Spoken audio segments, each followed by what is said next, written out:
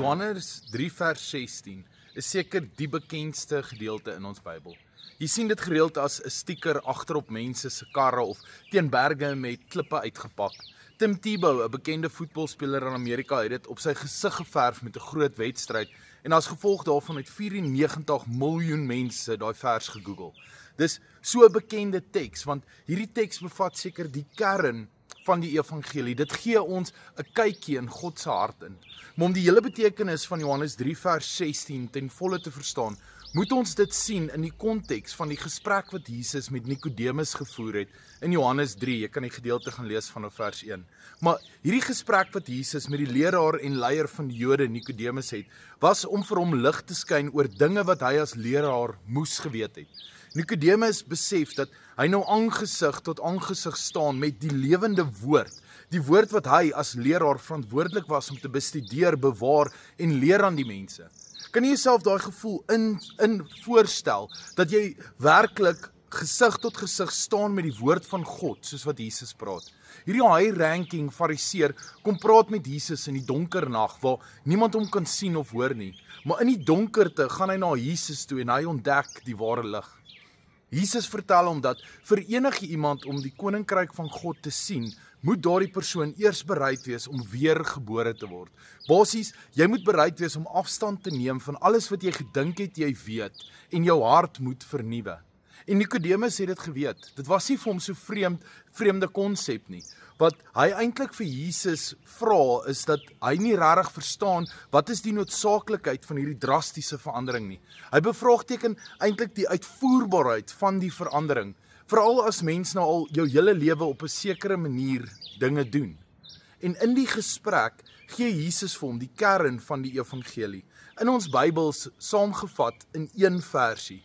Een vers wat vertel van God se liefde en God se geskenk en God se genade.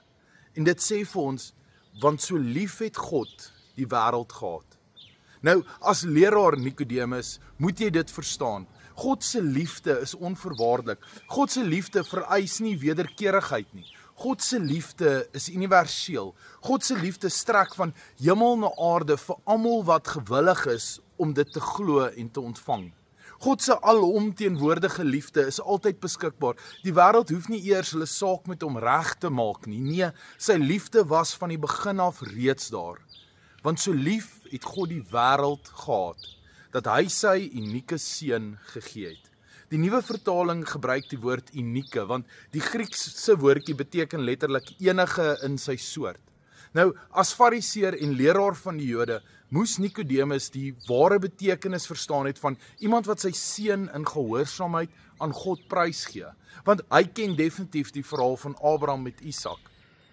Want so lief het God die wêreld gehad, dat hy sy unieke seun gegee het, sodat elkeen wat in hom glo nie verlore sal gaan nie, maar die ewige lewe sal hê. Maak nie saak hoe jy tot Christus gekom het nie. Al was dit in die donker nag waar niemand jou kon sien of hoor het nie.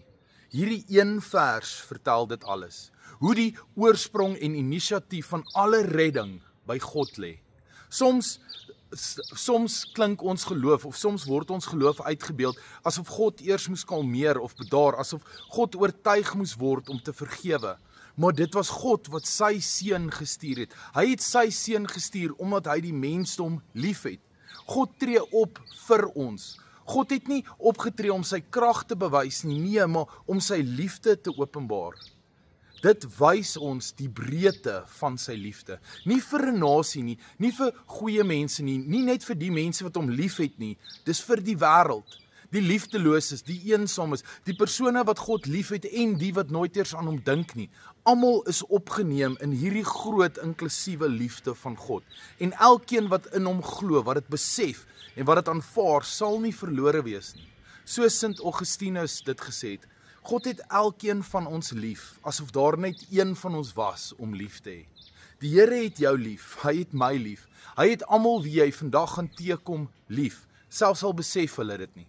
Onthou dit vandag en leef op so 'n wyse dat hulle dit dalk deur jou optredes sal besef. Tot 'n volgende keer.